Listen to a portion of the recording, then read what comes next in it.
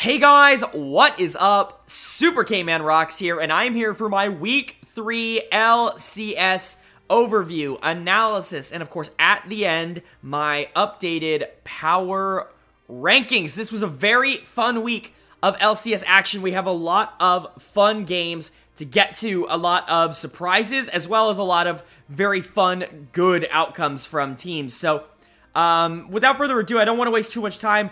I'm just going to say, let me know what your favorite game of the week was down in the comment section below. You know I love talking to you guys about all of this stuff. I know LCS is one of the videos that you guys like commenting on, so if you have anything you want to talk about down in the comment section below, let me know that before we jump into these games, but I don't want to waste too much time, so let's jump into our first game here of Day 1. We kicked off Day 1 in the LCS with TSM taking on Evil Geniuses. An EG win, and a dominant one at that. This was not close at any point. In fact, no kills for TSM. EG was just straight up the better team. They never even really looked like there was a moment of weakness in them. A lot of that was around a lot of their early plays. Of course, TSM has a rather early game focused draft. You're taking the Lee Sin, you're taking the Lucian, you're taking the Nami. A lot of picks that really need to win early in order to scale in the way that they're going to need to fight late.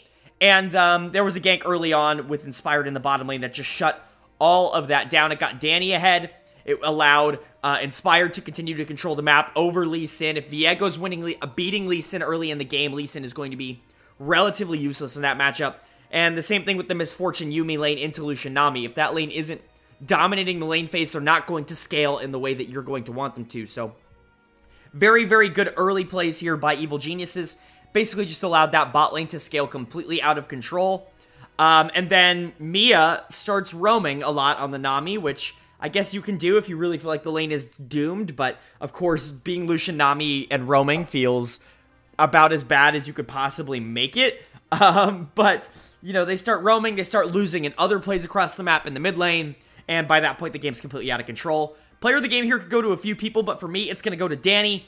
In the bottom lane, he was really good on this Misfortune, even if he didn't go the super crazy hybrid build that I think a lot of people have really decided is strong right now. He just kind of went regular crit Misfortune. Again, it's fine. It's still really good. I think the Leandries one is really funny. But yeah, a really good game here from Danny and Vulcan. And I was pretty close to giving this to Inspired as well. A very good game from him on the Viego. Just basically outplaying Spica for moment one. A good look for him. This EG team is really good.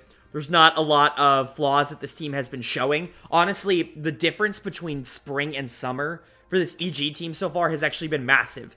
And that's to say this is a team that, yes, they won spring. Yes, they won spring finals, but they didn't look like a team that was going to be able to compete for that in the regular season, at least for most of it. To see them so handily destroy TSM here is a really good sign. You know, they have the best record in the league. They're just looking really, really solid. As for TSM, this is not a good team. I've been saying it. I said it last week. I've been saying it all split long. This is just not a good team. Like, the expectation of this team to be top 5, I think, is only there because of the organization. It is a misguided reputation that they have at this point because they are not a roster of top 5 talent players. And I mean that in the nicest way possible, right? Really, you have Spica on this team, and you give him a very weak Lee Sin pick, and he is really your avenue to winning games. Nobody else on this team has proven that they can win you games in the LCS, at least on this team, right? Tactical did it on Team Liquid, but certainly not here. Huni is irrelevant nowadays. Maple just isn't good enough, and I mean that in the nicest way. He has regressed to the point where I don't think he can be a primary carry on a team anymore. I do think he is a positive if other players on your team are playing well, but he's not the guy that you can just put on Azir and have as your only quote-unquote late-game scaling team fighter, and then just hope that he wins you those fights late. Like, you're just not going to be able to get there. And then Tactical and Mia have honestly been really bad as a bottom lane. They've been one of the worst bot lanes in the LCS all year long, so hopefully they can figure something out. Mia is my dud of the series here. Like I said, they got destroyed in bot lane early with some jungle assistance, and then Mia decided to roam on the Nami, which is like the worst thing you can do. I really can't endorse that decision at all. Even if you feel like the lane is completely doomed, your Lucian Nami, like, you have to at least try. Because if you start leaving Lucian by himself and Nami, like, Nami's roams aren't doing anything. Lucian by himself is just going to get perma-collapsed on, and you lose any power that pick could ever potentially have. There's really just no reason to do it. It just seems like a wasted idea, and So he's going to get my dud of the game here. But overall, TSM looks lost. They look like they need help. They need to make some changes, honestly, at this point. If this roster has any desire to not just be... I mean, they might make playoffs as like a 7 or 8 seed, right, with the expanded playoffs, but outside of that, like, they're not a top 6 team. They're not a team that's going to be competing to make it... I mean, if they make it out of the first round, they're going to be happy. So, they, you know, not looking good for them. And then EG looks phenomenal. They look way better than they did at any point in the spring, in North America, at least, in my opinion. And that's got to be an awesome sign for a team that actually is coming off of a championship. If they can, you know, reach even higher, maybe they go back-to-back.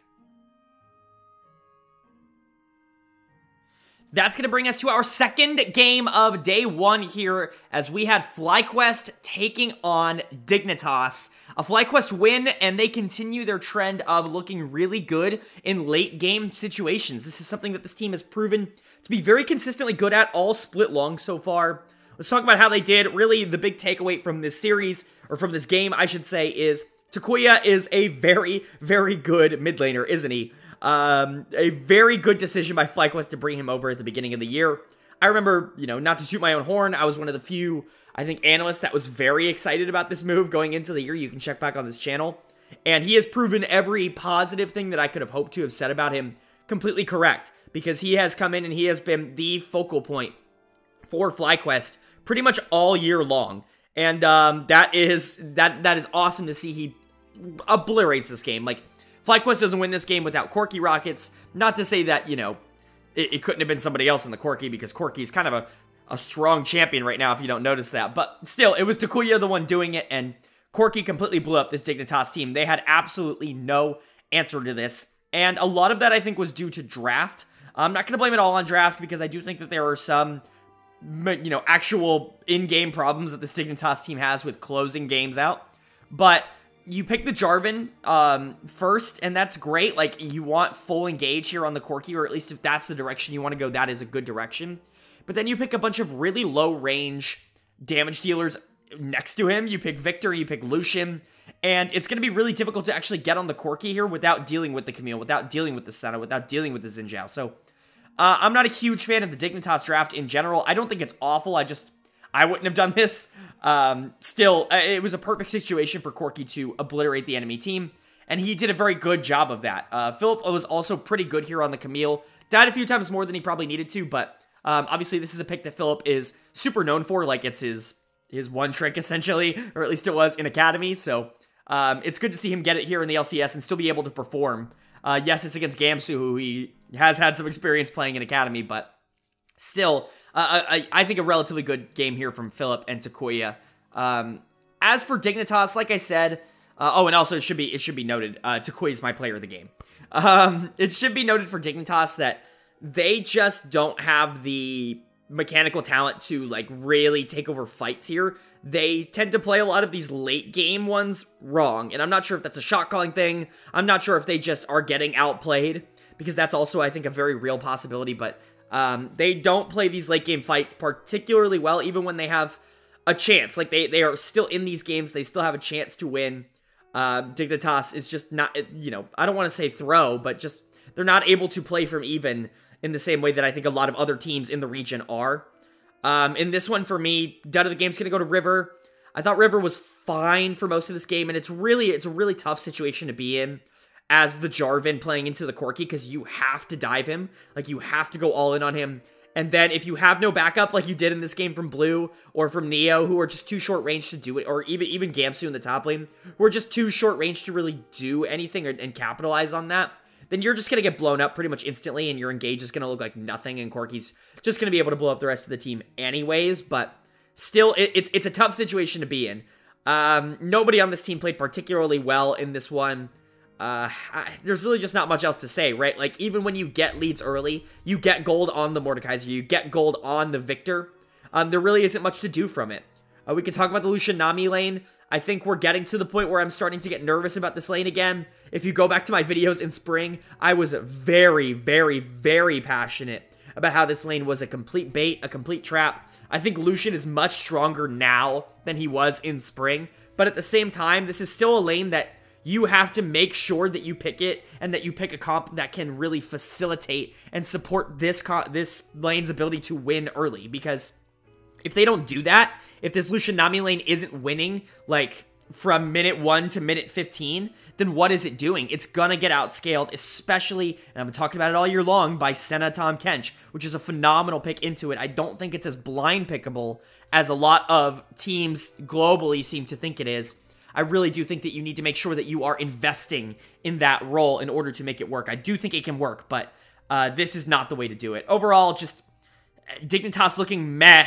You know, they're not great, right? They're able to beat up on the bad team like Immortals, but they're just not in the same tier bracket as something like a FlyQuest, who has proven themselves to be better than I think anybody really was expecting them to be going into the split. But, you know, shout out to FlyQuest. This is potentially a top 5, a top 6 team in LCS. They're going to be really happy with that outcome. And as long as they continue this, we've seen some awesome performances out of pretty much everybody on this team so far. Jose Deodo, Johnson, and Afremove had some really good games last week. And then Takuya had a phenomenal one here today. I think that's going to be a really good recipe for them to be, you know, actually maybe a surprise team come playoff 10. Moving on to the third game here of day 1 for week 3, we had 100 Thieves taking on Team Liquid. A battle of two teams that I think a lot of people were expecting to see in the finals of spring. We ended up not getting that. Some disappointing play from both of these teams, I think, generally speaking. And some disappointing play from TL in this one, as 100 Thieves is able to pull out the win.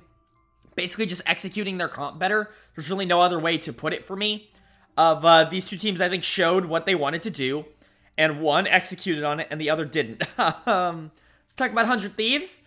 They drafted scaling. Yes, this is kind of the way I think to play in the LCS right now. I'm certainly not saying globally. I think you can get punished for this a lot more globally, but in the LCS, where I think teams are less often going to punish you early for mistakes, this is something I think you can really get away with. Drafting Orianna, drafting Aphelios, drafting Lulu, Ornn in the top lane for that complete scaling. Like, I think this is really something that you could get away with, and they did in this one, because this is a comp that should just get obliterated in the early game. You should have all early game picks on the other side, and you should not be able to play the game by the time 15-20 minutes rolls around. And TL tried to do that, I think, or at least they started to do that, right? They have the Kalista, which I think is a really good pick into Aphelios. It's something that if you dominate that game early enough, like if you can just beat him, which Kalista should just be able to beat him early, then you're going to make him irrelevant, and you're going to make it really difficult for someone like an Orianna to be super relevant in the late game. The problem here is that the Kalista was super passive all early game long. You have to take advantage of this matchup. You have to play aggro, even if it causes your own death, even if you're trading 1-for-1. You have to get to that point where you are fighting. You have to force them to be proactive and to make those split-second decisions, because you are the one that has to win right now. You don't have time on your side like 100 Thieves did in this game. TL didn't do that. They played like they've played all year long, which is super safe, super passive, and super slow. And if you're going to do that against a comp that builds, that has an Aphelios, that has a Lulu for those late game team fights, an Ornn, you're just not going to win. And that's what we saw here. So, good game from FBI. I want to give him player of the game here. He was the most impactful in those late game team fights. I think you could really make a case for Someday as well on the Ornn. This is a pick that he is very clearly showing is like the pick for him. And I think at this point, you're going to have to start banning Ornn from 100 Thieves. They look like a completely different team with and without that pick. So, I would expect to see Ornn off the table in future games for 100 Thieves, or at least I would at least. But FBI was, he was the big carry in these team fights. They allowed Aphelios to scale up. He was never truly in danger because you have Orianna Shield. You have Wukong for engaged knockups to give him time to fight. And then if all else fails, not only do you have Lulu shields, you have Lulu ult, you have everything that she offers. This Aphelios was going to be so safe in those team fights, and he was way more effective than like the one scaling pick that you had on TL in Corki. And then even without that, Abadage could help, Closer could help, Someday could help, Huyi could help. This team was built for those late game team fights. They were going to struggle early, and they just never really had to do that. For Team Liquid, I think I've said it at this point, right? Like this, you have to be more aggro. Like this is a team that, I don't know if it's the Bjergsen curse. Like I don't really know what to call it at this point, but this team reminds me so much of like 2017, 2018 TSM, of they're really mechanically talented, but they just wait They just don't, they all play their own game, and they wait it out until they're in a position where they feel like they're strong enough, or they feel like they don't take the 60-40 play. They wait for the 80-20 play. And that causes them to get completely outscaled in this one. In other games, it's caused them to lose leads. Like, this team needs to figure out whatever sort of killer instinct edge that they have. Bjergsen's played really well once you've gotten to those late game team fights. I think in a lot of games before this, and this one not so much. But, I mean, like, this bot lane all year long has been so passive. And to say that from a Han Summer core, JJ lane is really disgusting. Santorin needs to be way more active on the map. I mean, also, you can't pick Udyr in this meta. Like, you just can't. You can't pick Udyr into Wukong. You're gonna get completely out-jungled the entire game, which is what we saw. I know I'm, like, more anti-Udyr than almost anybody, but even objectively speaking, I feel like it's not a pick you can go for here. I just don't particularly get what Team Liquid was going for in this game. They pick a comp and they play it all wrong and they lose. And yeah, that's what's gonna happen. So they certainly need to show more. But as for the outlooks of these two teams, I'm worried for Team Liquid. Like, I'm not worried, I think, to the point where a lot of other analysts are. You'll hear a lot of things, I think, this week about how this team might not even be, like, top 2, top 3. I don't know if I'm quite there, because really for them, like, it's similar to how I feel about Fnatic in the LEC.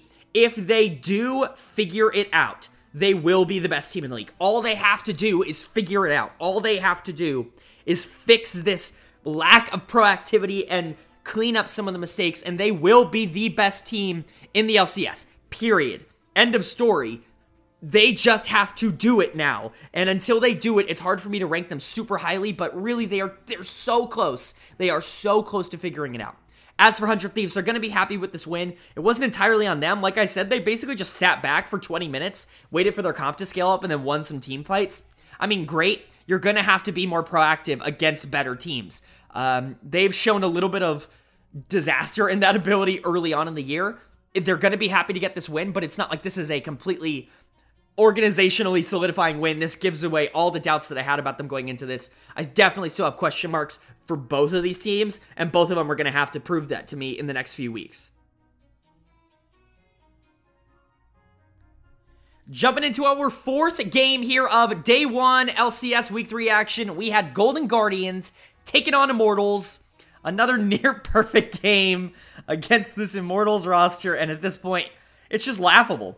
I look like such an idiot, and I'm okay. I'm okay to admit that, right? You win some, you lose some. I feel like my track record, I win a lot more than I lose, so I'm okay sitting here going like, I was not right about this Immortals team, like, at all. I was looking at this, I was like, Kenvy's really good, Power of Evil's been really good. Lost, I thought, was really underrated on Golden Guardians, and Ignar's got to be an upgrade to Destiny. This team sucks. Like, there's really nothing else to say. Let's talk about Golden Guardians. They're really going to be happy about this. They've been on a little bit of a up and down swing recently. I feel like this team either has Licorice on a tank and they look bad, or they have Licorice on a carry and they look good. In this one, it was a little bit of a trend bucker, but obviously Immortals is kind of known for that. Licorice on a tank and they still look good. Gotta love it.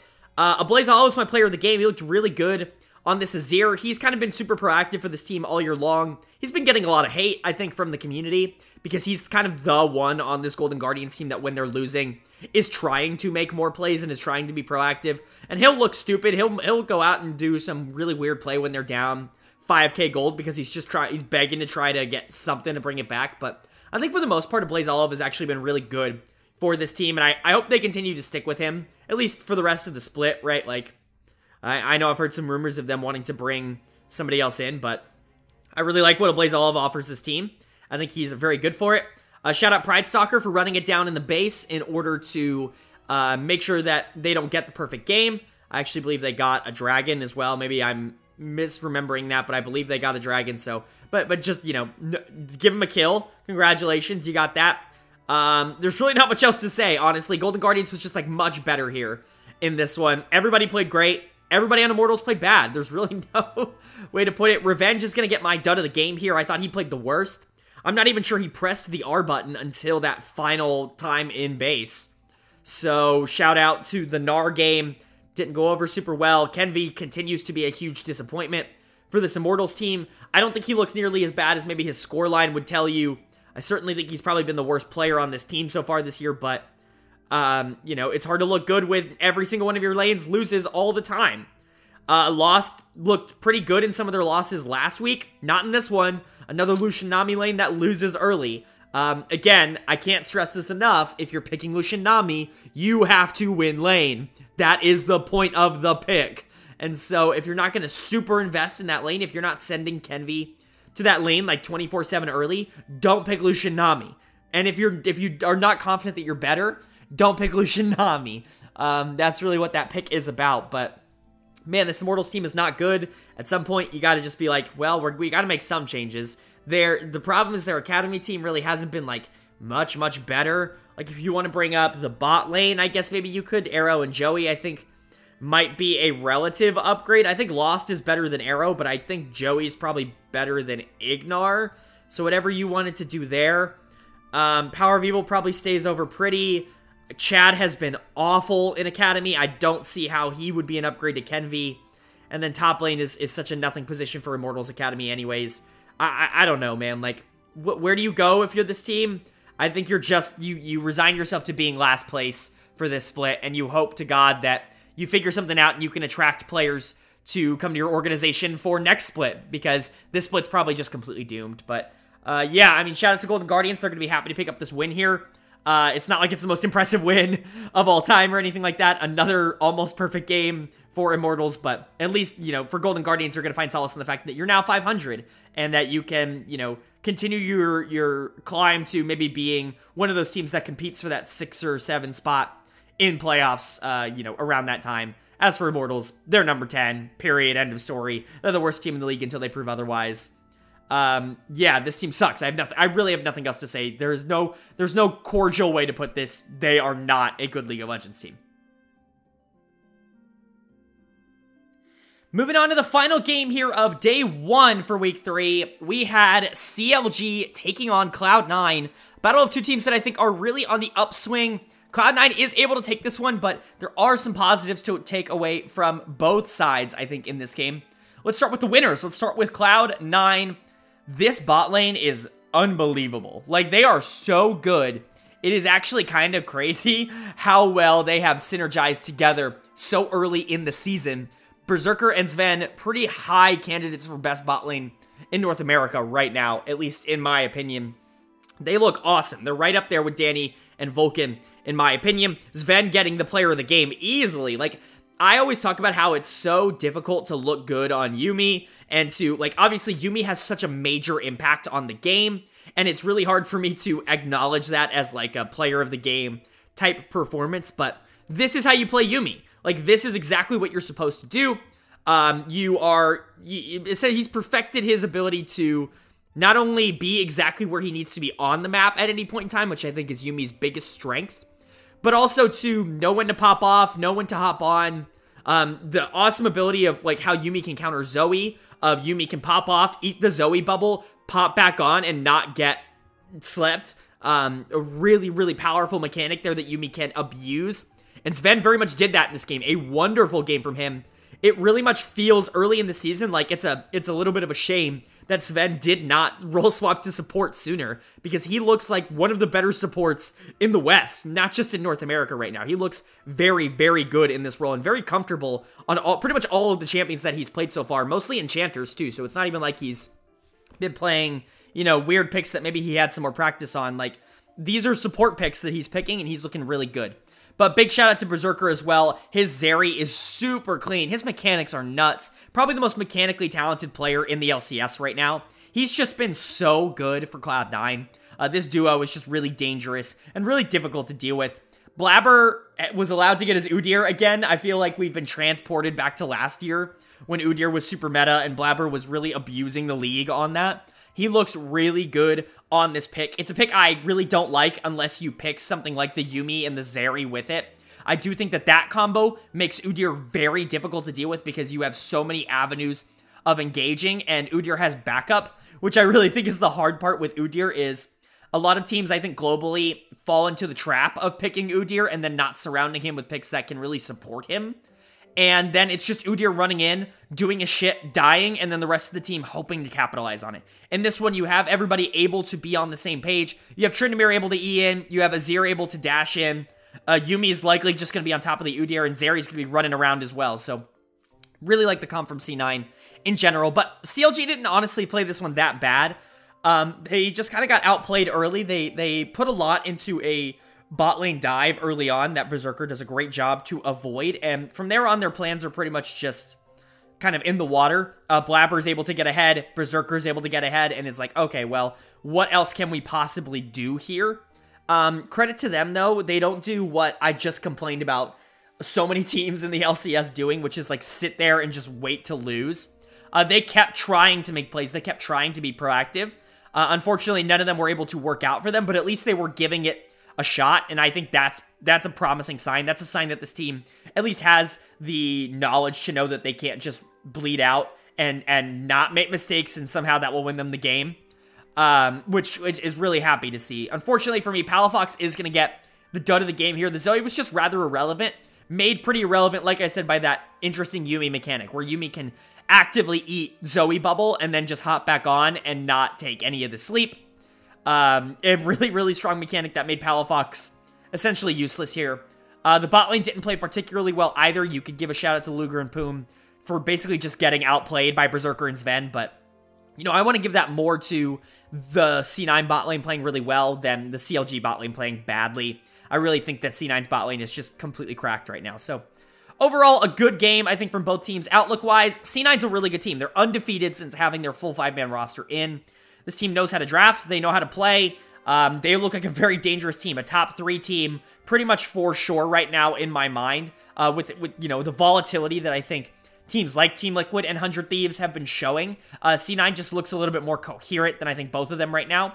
As for CLG, they're still a really, really good team. I'm not sure they're going to be competing for top of the standings like their record would have you believe, but to have them up there with, like, in the 6th spot, you know, right behind a team like, you know, 100 Thieves, or right in front of a team like FlyQuest, like, you know, in that position where they're still a really good team, just maybe not one of the best, I think they're right on that cusp. Probably the best, you know, tier 2.5 team that we have in North America, so I don't want this loss to take away too much from them. They still look pretty good, but C9 is really just that good of a team. I think right now they're clicking on all cylinders. Moving on to day 2 now, we jump into the first game of that second day, which was a fun one to watch. It's going to be a fun one to talk about. Dignitas taking on TSM. Dignitas picking up the win. TSM picking up another loss, and this one to a crumbling Dignitas team. This is about as bad of a look for TSM as you could possibly get. I don't want to talk only about TSM. I feel like that's where the conversation around this game is. But I do want to talk about Dignitas playing well, because this was their best game of the split. I don't even think it's really that up for debate. Obviously, beating Immortals, they looked really good. But this was their most cohesive game where they actually had to play. Whereas against Immortals, they kind of just existed and won. This one, they actually had to play, and they still, like, really outplayed them. Big shout out to Blue, who looked really good in this one on the Azir. He's my player of the game for Dignitas. This Azir pick, when it gets ahead, is really strong. I'm really low on Xin Zhao and Azir in the meta right now. I think both picks are pretty widely overrated. Maybe not Xin. Everyone knows Xin's kind of garbage. But Azir, I think, is a little bit overrated in the meta right now. This game would not have you believe that, because in a very losing matchup for Azir, Blue was just way better than Maple. There's really no other way to put it. Blue just completely outplayed Maple at pretty much every turn. Like, it really wasn't even that up for debate. I know a lot of people are hyped about Maple, and that, you know, Spica and Maple are the 2 members of this team that are still kind of performing. I don't know if we're just watching different games, but really, to me, this is like Spica trying his best, and 4 people not being up to par. I certainly haven't seen it out of Maple. Maybe I'm just missing it. But Blue just heavily outplayed him in a matchup that Maple wins. Like, Corki beats Azir. And it did not go well in this one for Maple. River also played well, like I said, on the Xin Zhao. Gamsu with his best game in LCS by far here on the Gragas. Finally, a game that opens up for Dignitas. The one point where it was a little contentious is Neo and Biofrost in the bottom lane. They eventually got on point here, but they were down like 30 CS. You know, Kalista and Azeri is whatever, right? I blame this more on Tactical not being able to transition it, though, but eventually they were able to get ahead. But yeah, I guess we could talk about TSM. It's what everybody wants to hear about. They just look bad. Like I said, Spica and 4 wards. It's not even, like, when Spica plays not perfect, this team has no shot. Like, actively no shot of winning games. Spica was not perfect in this one. He was out jungled by River in most areas, and so this team lost. They have no other avenue to win games. It is literally just him. And so, that sucks. This bot lane is not good. Tactical is easily done of the game here. I mean, we can all agree that. Tactical came over to TSM and immediately became arguably the worst AD carry in North America. He has been that pretty much for the entirety of the year of 2022. I'm not exactly sure what to tell you about that. Kalista is a pick that we know Tactical can completely take over games on, and I'm in the corner of Kalista can be a good pick, especially into something like Zeri. If you played aggressive early, you can get a pretty big gold lead, which Tactical actually got in this game. He just did nothing with it. It's really disappointing to see that, because this is a player that I think everybody had so much hope for when he came in and replaced Doublelift and looked so good as like the future of North America. He certainly has not been able to live up to that potential this year on TSM, but man, like, they really have no fight. Like, I really have no other way to put it. Mia looks awful. Like, he looked good in some of their wins, but every time this team loses, he looks completely useless, anti-proactive. Huni is just nothing in the top lane. He only picks Gnar. Whatever, man. Like I said, Maple lost a winning matchup against a mid laner that most consider to be one of the worst in the league. I don't know what to tell you. Like, this TSM team is just at its absolute lowest, in my opinion. But, yeah, outlooks for these teams. Dignitas, I think they're a great team after this. I think they're fine. I think TSM just looks awful. They look like one of the worst teams in LCS again. And I know a lot of people were expecting this team to turn it around. In summer, people like the additions of Maple and Mia. I was much more pessimistic about these additions, and I think I'm being proven right. This team isn't better than they were in summer. They might be a little bit, but not really. That win against TL was a complete outlier. This team is in complete freefall mode, and they are going to have to do literally anything to stop the momentum that is dragging them to the bottom of the standings. Jumping into the second game here of day 2, we had Evil Geniuses taking on Golden Guardians, a fun game, 2 really fun drafts. EG is able to take it because they're the better team, but both teams I thought played, at least played their heart outs in this one. Some really fun plays from both teams, generally speaking here, but let's talk about Evil Geniuses. Good win for them. They continue to pull out some really interesting decisions inspired on the Kayn. Let's go. I'm always hyped to see Kayn in the LCS. I should say I'm typically hyped to see Kayn on the LCS. Spica's had some games that you could definitely make the question for that argument with, but Inspired looked really good on the pick in this game here. He's going to get my player of the game. He was everywhere on the map. That's what Kayn can offer you, right? Is the ability to just take over the game if you get ahead, and that's really what Kayn did in this one. Made Licorice's life a complete living hell in the top lane, which we will get to, but just a really fun, solid game from him, and a really good game from Impact here on the Gangplank as well. Impact, I think, has really kind of solidified into his role as just the guy who will be good every game, no matter what. Like, it's not the tank top lane meta that, like, Impact, I think, got known for, like, him being the shield, I should say, of the Sword and Shield in Cloud9, whatever you want to call him, right? He definitely is more proactive now. He is the perfect secondary carry for this Evil Geniuses team, for whoever it needs to be that game. Whether it be Inspired, whether it be JoJo, whether it be Danny, he kind of seems to be that second guy in every single game, and he fills that role basically to perfection. This EG team just clicks on all cylinders. They draft fun, they play proactive, they don't sit there and wait for their team to scale up, even when they have a scaling comp like they do in this game. Just a really, really fun team here. There's not much I can say about Evil Geniuses that isn't like, they look awesome, and I want them to play like this for the rest of the year. My biggest worry for this team is that they are eventually going to fall off, because that's kind of what's happened to teams similar to this in years past, is they look really fun and they look really exciting, and then something just clicks for them, and they can no longer succeed on that. And I really hope that doesn't happen to EG. I really, really want this team to be the kings of North America if they are going to play like this. But Golden Guardians, on the other hand, still a fun game here. Another fun draft from them. big shout out to a Blaze Olive, JoJo on Twitter calling him out, and then a Blaze Olive solo kills him under tower. I think that is about as peak League of Legends esports as you could possibly get. That's the kind of play we're looking to see, is a Blaze Olive saying, say my name now, you know what I mean? Like, that's awesome. That's great. They couldn't win the game, unfortunately, but still a great moment there for him.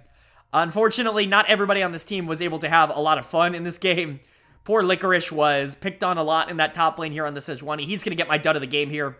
It is a little bit of a difficult thing to explain not taking Flash. I think in this, like, Giga Engage comp, right? That's really what you have, is you have Sejuani, Zacione, Yasuo, like, we're going in.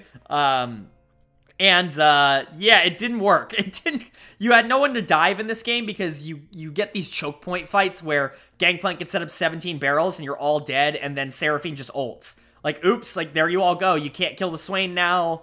Like, it's a problem. I can see where this comp went wrong, but at the very least, like, this is an awesome, fun comp. Yasuo Senna bot lane, I think, is something that I want to see more of globally. We've seen it a couple times in, I believe, the LCK. And it's looked really interesting there. I want to see it more because I see this lane and it kind of works. Like, I get it, and so I want to see it. I want to see it be used to its full potential. My only real complaint about this is, like, I said this earlier in the week. Licorice on tanks versus Licorice not on tanks. Like, that's the difference between Golden Guardians winning and losing games. At least that's how it's been. Whenever you give Licorice these carry picks that he's really good on, I'm not even just talking Gangplank. Like, we saw it last week with the Fiora pick. He can really take over games, but he's been on Sejuani duty for, like, the majority of summer so far. Just give him time. Like, give him something he can carry on and let the other team play around him. I like the idea of this comp, but, you know, I don't know. I don't know if it works for Golden Guardians with how much they look better playing through top lane than anywhere else. But overall, just a good game from both teams. Really, really fun to see two teams that are just willing to throw it all on the Rift go against each other. Both of them are good. Like I said, I don't think this changes much for either. Golden Guardians still that team. I see them kind of around the FlyQuest, like, CLG range of a good team that isn't a great team. Like, they're competitive and they're going to probably be one of the 8 playoff teams, but I'm not sure if they're ever going to be competitive enough to be able to beat a team like EG consistently. But EG just might be the best team in the region, so being able to at least, you know, look them in the eyes and say, like, we're at least going to fight you fist to fist instead of laying down and dying. It's a good look for them. As for EG, great win. Really nothing else to say. Like I said, they look like the best team in North America. If they, I just hope that they can keep this up. I hope that they continue to play like this. They continue to have confidence. And with the players on this roster and the personalities on this roster, I have a feeling that they will. Moving on to the third game here of day 2, we had Cloud9 taking on FlyQuest. FlyQuest picking up a really huge win here, and they were just the better team here today. There's really no other way to put it. They looked awesome. I love what I saw out of FlyQuest, and I've really loved what I've seen out of them all year long. This is a team that has really only gotten better every single week. From week 1 in spring to here week 3 in summer, they have gotten better every single week, and it's really been fun to watch. Really love this roster. Big shout out to this bottom lane that has really figured it out. Johnson broke through on Dignitas with Afromu as his veteran support, and we run it back in FlyQuest here in 2022. I talked about that in my preseason player rankings about how much I loved that decision, and it's paying dividends because this bot lane beat the one that I was hyping up so heavily early on in the video pretty hard. You have to respect the level 2 power spike from Braum. If you do not, you are going to get punished. Sven felt that very heavily here. Player of the game easily goes to Afromu here on the Braum.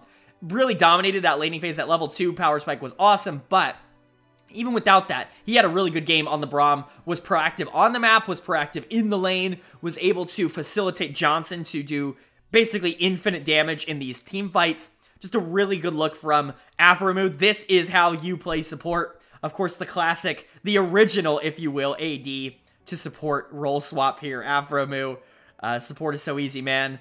Shout out. He looked really, really good in this one. And Johnson looked good too.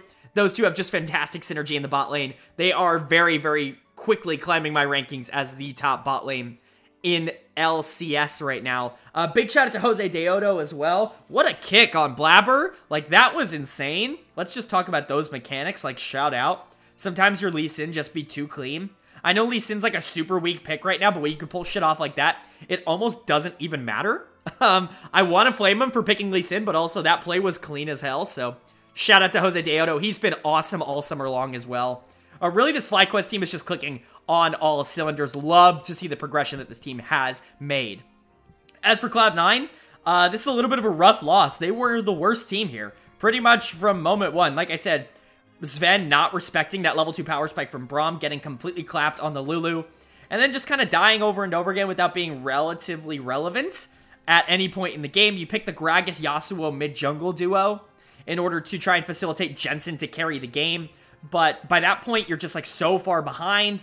Jensen was never really able to actually do damage. You're just like waiting for Yasuo to be able to hurt somebody. I believe he did like 5k damage in this game in total. Absolutely no damage coming out from what was needing to be the carry of this team. Blabber with some really questionable macro decisions on where to be. I remember that he was just standing in Dragon Pit, like waiting to die at one point. It's like, okay, sure, why not? You know, why not? But still, you know, it's not like I think this completely changes how I view the Cloud9 roster. I think this is just one bad game against a team that is severely overperforming expectations. As for outlooks for both of these teams, FlyQuest is really good. There's a case to be made that they're better than some of the top teams right now, at least in terms of form. Like, they look more proactive than, say, like TL did this week, right? But still, it's good to see them pick up a win here. As for Cloud9, I'm not pulling the plug yet. It isn't great to see them lose here, but this is still a team that, like I said, they were probably overperforming how they should have been at the beginning of the year with how new a lot of this roster is to not only playing with each other, but playing in their positions. Fudge role swapping right back to top lane after playing a whole split in mid. Sven role swapping to support. Jensen coming back to pro play. He didn't even play last split. You expected this team to kind of start off a little bit slow, and I think they maybe were overperforming that. This seems to be them coming back down to expectations a little bit, but big shout out to FlyQuest, who just looked phenomenal. They were the better team here today, and they are a team to be reckoned with. It's definitely not a team that at this point you can take lightly anymore. Moving on to the fourth game here of day 2, we had Team Liquid taking on CLG. Unfortunately, we get a Team Liquid win here. I think everybody wanted this to go a different way. Just kidding. Shout out Team Liquid. They looked good, finally, for the first time. All split long, it feels like they played proactive, they played strong. They drafted a comp that I think they really have an idea of how to play around, which is just this, like, go, go, go, go, go button, right? Like, this looked comfortable for them, and that's what I want to see. Bjergsen's gonna get my player of the game here. His Swain versus his anything else. Like, I know Bjergsen can play other things, but right now, that Swain pick for him is looking like the money pick. If I'm playing against TL, Swain is on my ban list. That is the thing I'm probably the most afraid of from this Team Liquid team, because Bjergsen seems to have such a comfortability on that champion that I don't want to keep. He doesn't get to have that anymore. No more. He looked really good in this one. Outplayed Palafox. There was a pretty huge mid-canyon in this game, which we will get to later, but a really good game from Bjergsen, and a really good game from Core JJ as well. We finally got to see a good Core JJ game in Summer Split. You know I haven't really been talking him down, but he's kind of been relatively irrelevant so far this year, or this split, and you finally put him back on a champ that he is super comfortable on in the Rakan. A hard engaged champ, you know, his playstyle, something that he can go everywhere on the map and just kind of go in on. And all of a sudden he looks like one of the best supports in the region again. Hopefully they can find out a way to make this work consistently for this roster. But this is a comp that I like to see. You have the Aatrox to flank, you have the Volibear who runs in, the Rakan who runs in, the Swain who can't die, the Zeri for backline damage. This is what I wanted to see from Team Liquid. Pretty much exactly what I wanted to see. A great answer to a very disappointing performance just the day before. As for CLG, little bit disappointing. They got completely outplayed here, pretty much from moment one. Like I said, it was a pretty huge mid-canyon. Palafox is going to get my dud of the game here. Bjergsen outplayed him at pretty much every aspect. It is really difficult for the Swain to be, like, particularly relevant into the Corki. The Corki should really never be in range to get hit by much, but Palafox was just playing life a little on the edge. Got caught a couple times. Not to say that everybody else on this team played great. I think the bot lane definitely took a step back this week.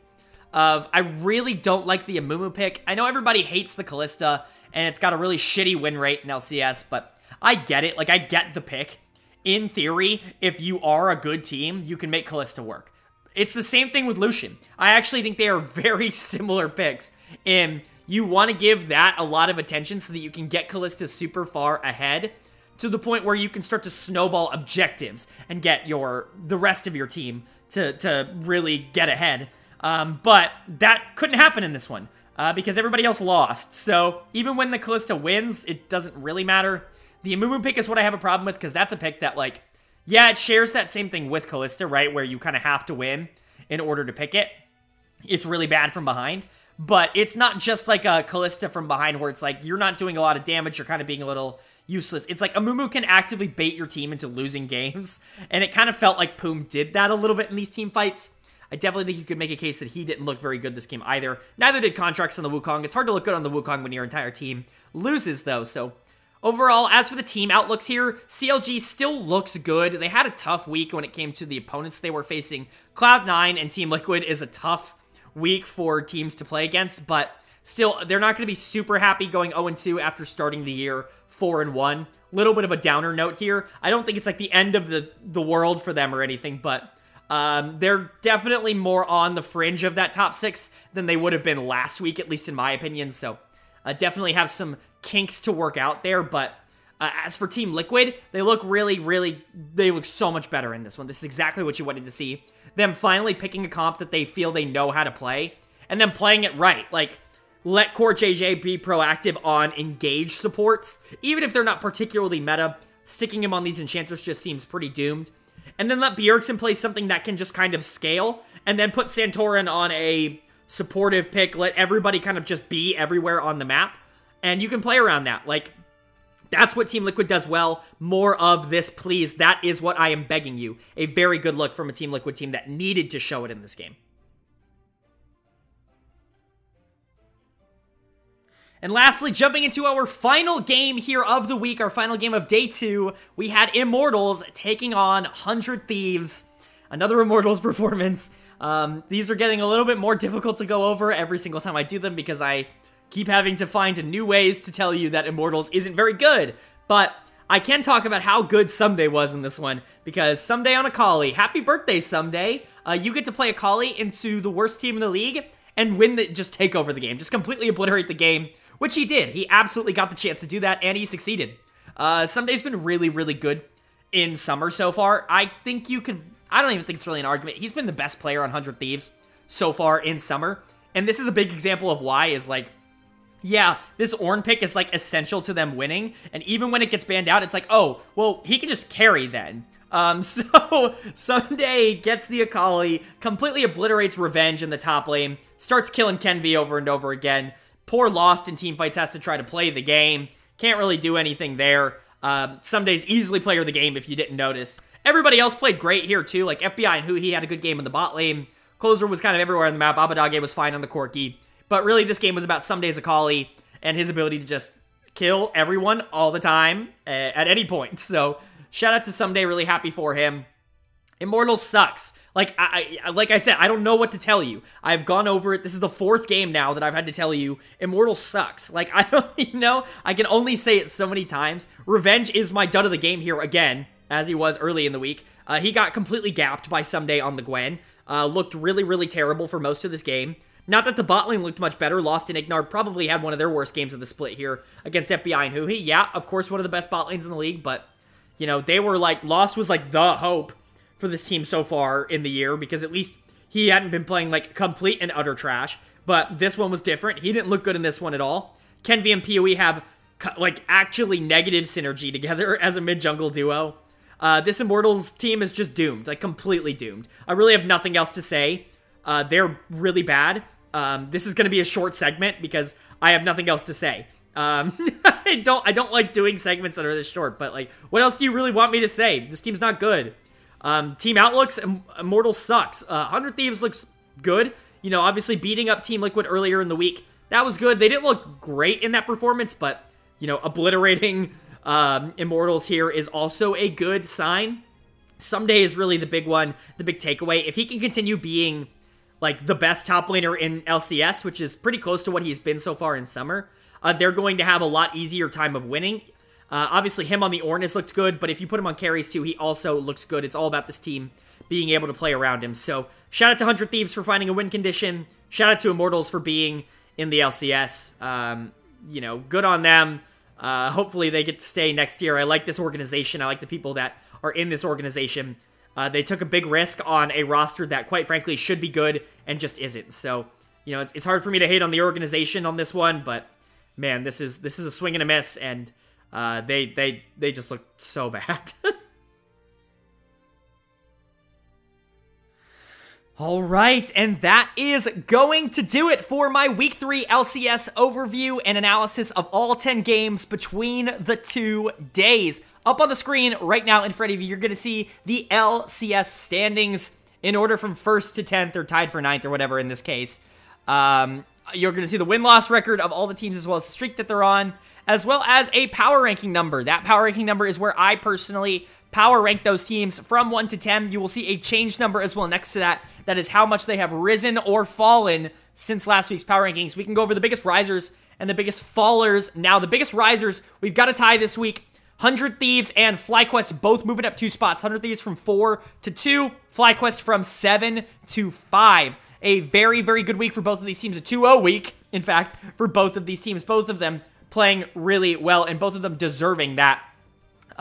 Also worth noting, EG jumping up to number 1, TL falling down to number 3, and then Cloud9 falling down to number 4 after that loss to FlyQuest. My biggest follower this week, no surprise. Anyone who's surprised about this, I don't know what you're talking about. TSM is actually going to fall from 6 to 9. Funny numbers. Nice. In this power rankings, they look bad. Like, I have no excuse, really, at this point. They have to prove to me that they aren't a bottom 2 team before I believe that they're not a bottom 2 team. They just lost to Dignitas, not just because they lost, right? They clearly were worse. They were a worse team than Dignitas. I believe that now. Do I think that maybe they have a chance of getting back to 8 or 7 by the time playoffs roll around? For their sake, I hope so. If they miss playoffs out of an 8-team playoffs in a 10-team league, and you're TSM, like, that is the biggest disaster you could possibly have, but not a good look. They don't look like it right now. They don't look like a team that deserves to make top 8, so... as for Player of the Week for me is a little bit of a toss-up, but it's going to go to Someday on 100 Thieves for Week 3. He was really, really good for them. This is the player that they have been playing around all split long, and it's really paying dividends right now. The Akali game was awesome. He's the best Ornn player I've seen in the world this year. He just plays that champ just a tad bit differently. So Someday is my Player of the Week. Very, very close second was Inspired here on EG. My dud of the week, I had a couple options for this one as well, but for me, it's going to go to Palafox here on CLG, who, if you guys remember from last week's video, was actually my Player of the Week in Week 1. Unfortunately, he's moving down to getting my dud of the week here in Week 3. Not a good week from Palafox. He was really good to start the year, but he did not have a good week. Was not the reason CLG lost, but definitely got gapped in both of their games, and looked like a weak link for a team that wants to compete for a top-level spot. Not exactly what you wanted to see. Obviously, other candidates were Tactical on TSM, Revenge on Immortals, Mia on TSM. You had some options, but for me, I am going to go with Palafox as my dud of the week and Someday as my Player of the Week. But that is going to do it. If you guys enjoyed, please go ahead and leave a like. It really helps this channel out a lot more than you may know. And let me know who your Player of the Week, who your dud of the week, your game of the week, all of that was down in the comment section below. You know I love chatting it up with you guys. But with that being said, I hope you all are having a great day. I hope you continue to have a great day, and I will see you all later.